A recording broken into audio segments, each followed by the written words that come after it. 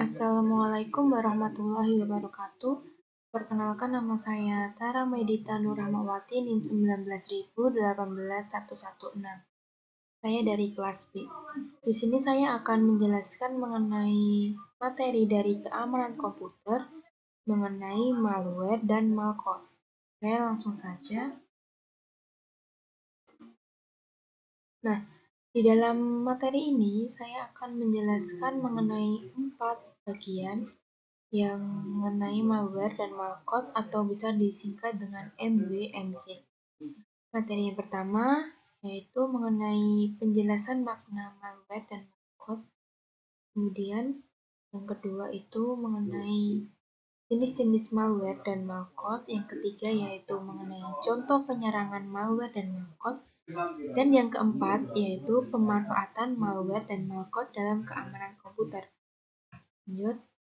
Nah, di sini dari materi yang pertama yaitu mengenai penjelasan makna malware dan malcode. Malware. Apa sih itu malware? Malware itu merupakan sebuah perangkat lunak di mana perangkat ini itu sangat berbahaya yang dibuat guna merusak suatu sistem komputer atau laptop, jaringan, serta sembunyi dengan cara penyusupan tanpa meminta izin kepada pemiliknya. Nah, malware atau malicious itu yang berarti berniat jahat, dan software itu yang artinya perangkat lunak. Jadi, malware itu bisa menimbulkan banyak masalah di mana merusak sistem perangkat komputer, baik itu data pribadi korban yang disalahgunakan pelaku untuk aksi kejahatan. Jadi di sini malware itu berasal dari singkatan malicious software, yang berarti perangkat lunak yang berbahaya. Malware itu juga dapat menjadi backdoor atau yang rentan masuk ke dalam suatu web. Misal, jika kita mempunyai suatu website, maka berpotensi direntas oleh seorang hacker yang menggunakan suatu malware. Dan jika malware tersebut muncul, maka data dalam website dapat dicuri atau dijual ke pihak lainnya. Dan intinya itu malware itu sebagai perangkat perusak yang merusak apapun yang telah direntasnya. Nah, kemudian selanjutnya di sini ada malcode. Malcode itu merupakan sebuah program atau kode yang membahayakan, terdiri dari makro atau script atau seperti shortcode yang dapat dieksekusi dan dibuat dengan tujuan untuk merusak sistem komputer, dan dibuat secara tingkat tidak sengaja oleh programmer dan tidak termasuk dalam kategori ini. Tetapi malcode untuk bug yang benar-benar mengganggu, banyak orang mengkategorikannya sebagai malcode. Nah, perbedaannya dengan malware itu jika malware itu sebuah perangkat lunak atau software. Tetapi kalau malcode ini merupakan sebuah program atau kode jahatnya. Dahulu itu malware itu bisa disingkat malicious software yang ditunjukkan untuk malcode, di mana istilah tersebut terlalu lemah dan sempit, sehingga email palsu atau bohong yang notabene itu bukan software tidak dapat dimasukkan ke dalam golongan ini. Oleh karena itu, digunakanlah istilah malcode, bukan malware. Nah, yang kedua yaitu mengenai jenis-jenis malware dan malcode. Di sini ada banyak jenis-jenis malware dan malcode, di antaranya ada virus, ada worm, ada wabit, ada keylogger, ada spyware, ada browser hijacker, kemudian ada trojan horse, ada rootkit, adware, dan yang terakhir yaitu ada dialer. Ini semua merupakan jenis-jenis dari malware dan malcode. Nah, kemudian kita menuju ke dalam penjelasan jenis-jenis malware dan malcode. Yang pertama yaitu ada virus. Apa sih itu virus? Virus itu merupakan sebuah kemampuan mereproduksi diri sendiri yang terdiri dari kumpulan kode yang dapat memodifikasi target kode yang sedang berjalan. Atau juga bisa, virus itu merupakan sebuah modifikasi struktur internal target kode, sehingga target kode sebelum berjalan itu dipaksa menjalankan sebuah virus. Virus juga salah satu jenis malware yang mempunyai hal untuk memanipulasi data. Ia juga bisa dengan mudahnya menginfeksi, kemudian mengubah bahkan merusak suatu program di dalam komputer. Contoh dari virus yaitu Brain, One Half, Diehard, XM atau Win95 atau CIH. Kemudian kita menuju ke jenis malware atau malware yang kedua yaitu worm.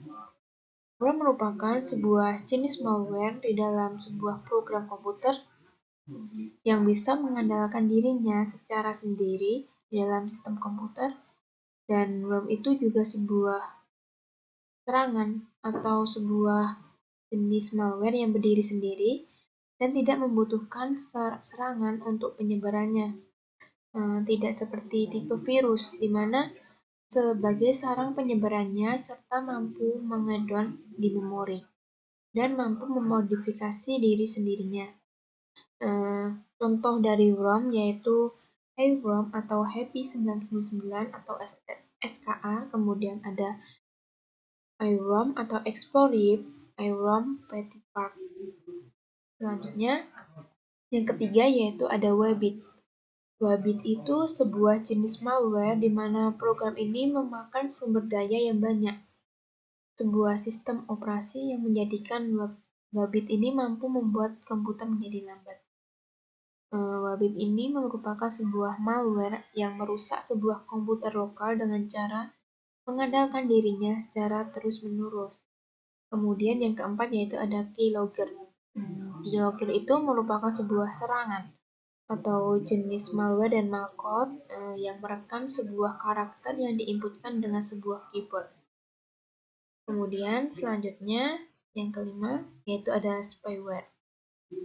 Spyware itu merupakan sebuah jenis malware yang dirancang untuk mendapatkan akses yang merusak komputer. Spyware itu juga mengumpulkan sebuah informasi pengguna seperti kebiasaan, kemudian riwayat penelusuran, dan informasi identifikasi pribadi atau identitas pribadi.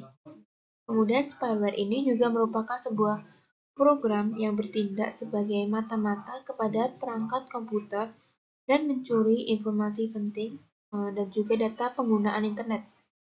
Program ini terinstal secara diam-diam pada komputer user atau pengguna dan dalam merekam seluruh aktivitas komputer atau semua kegiatan privasi. Kemudian selanjutnya yaitu ada browser hijacker. Browser hijacker itu merupakan sebuah jenis dari malware dan malcode di mana serangan ini atau jenis ini merupakan jenis yang memiliki sebuah kemampuan yang mengajukan atau membelutkan alamat website yang kita tuju ke alamat yang tidak kita inginkan. Jadi jenis malware ini yang akan menyerang dan mengganggu sebuah alamat website kita yang akan kita tuju ke alamat yang kita tidak inginkan nantinya. Kemudian yang selanjutnya ada Trojan Horse. Trojan Horse ini merupakan sebuah malware di mana program yang menyamarkan sebagai software yang terlihat sah. Trojan ini juga mengurangi sebuah kecepatan komputer dan juga bisa menghapus sebuah file pada situasi tertentu untuk seorang hacking.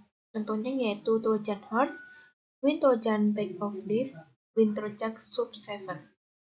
Kemudian selanjutnya yaitu ada Rootkit.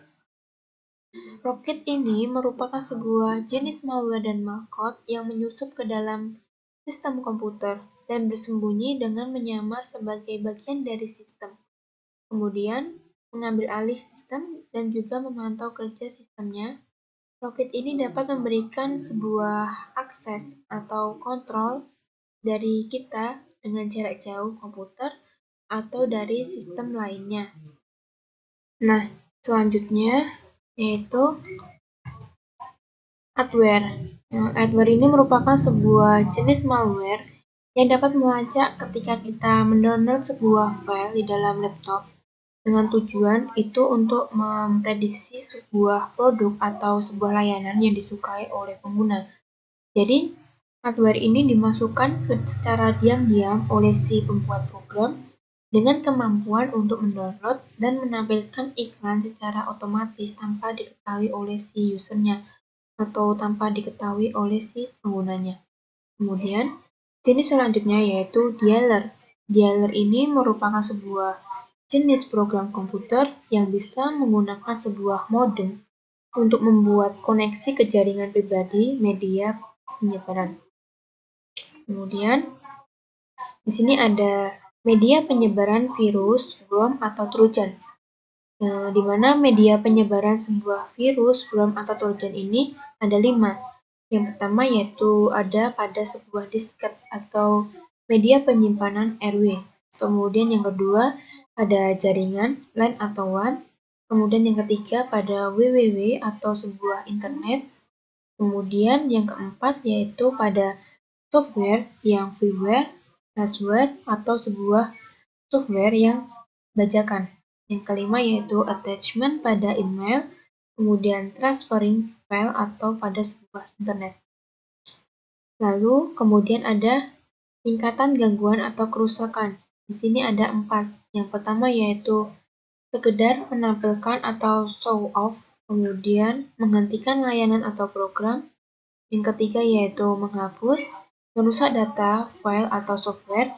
Jadi nantinya serangan dari malware atau malware ini dapat menghapus dan merusak data di dalam sistem komputer kita. Kemudian juga bisa mencuri data kita.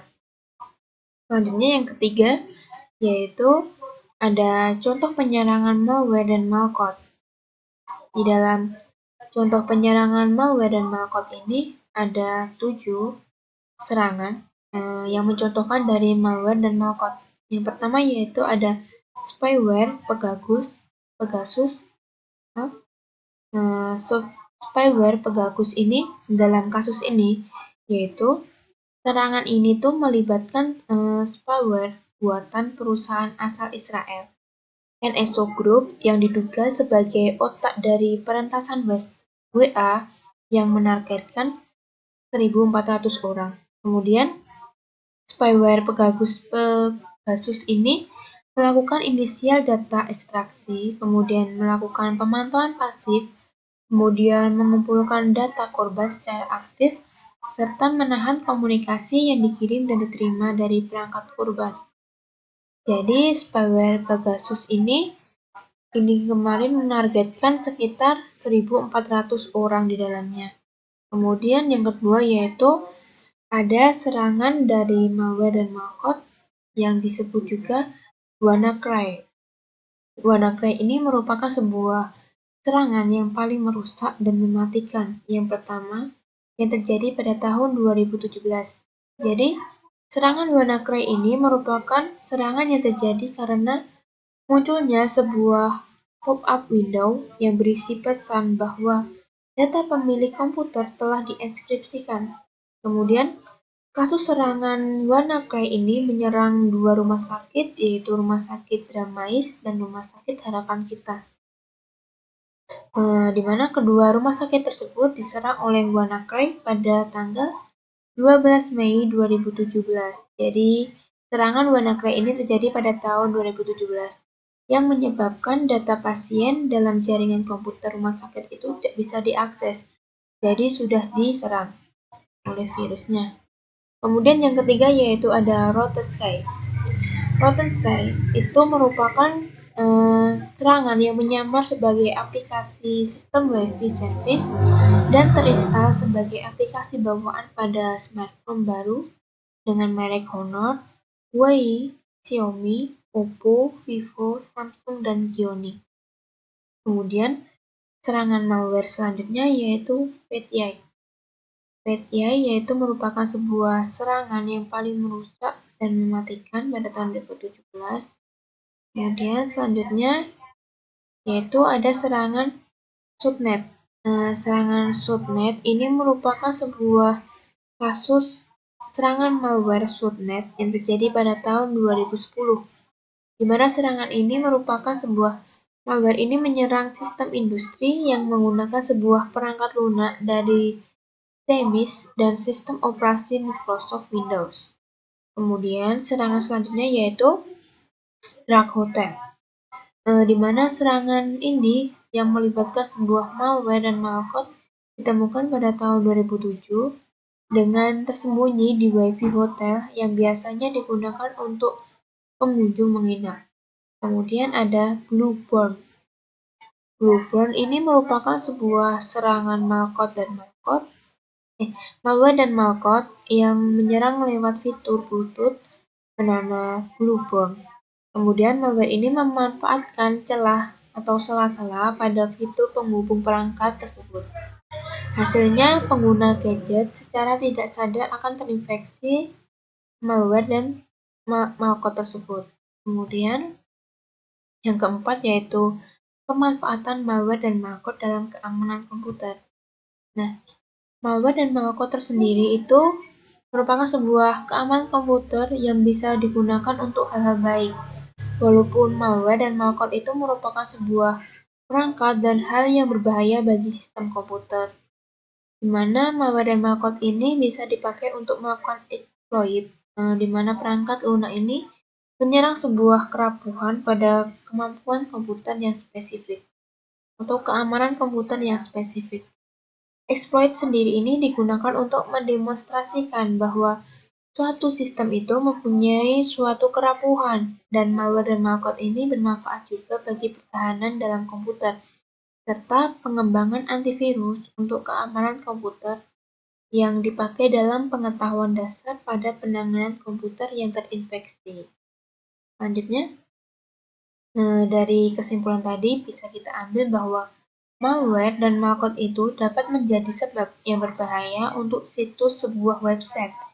Tidak hanya mengganggu sistem yang berjalan, malware dan malware itu juga dapat mencuri sebuah data-data yang penting dan merusaknya, bisa juga merubahnya, dan bahkan bisa mengendalikan sistem yang ada. Jadi malware dan malware itu sangat membahayakan sistem komputer. Banyak sekali juga jenis-jenis serangan yang ada pada malware dan malware, serta dapat membahayakan komputer tersebut. Meskipun malware sangat mudah menyebar dalam sistem, hal ini dapat dicegah terlebih dahulu. Caranya yaitu dengan melakukan pemindaian malware secara berkala dan melakukan pengecekan jika dapat sebuah file yang mencurigakan. Malware juga memiliki sebuah manfaat bagi keamanan komputer. Jadi tidak hanya membanyakan, malware juga mempunyai manfaat bagi keamanan komputer sendiri. Oke, itu saja presentasi dari saya. Apabila ada kesalahan, mohon maaf. Wassalamualaikum warahmatullahi wabarakatuh.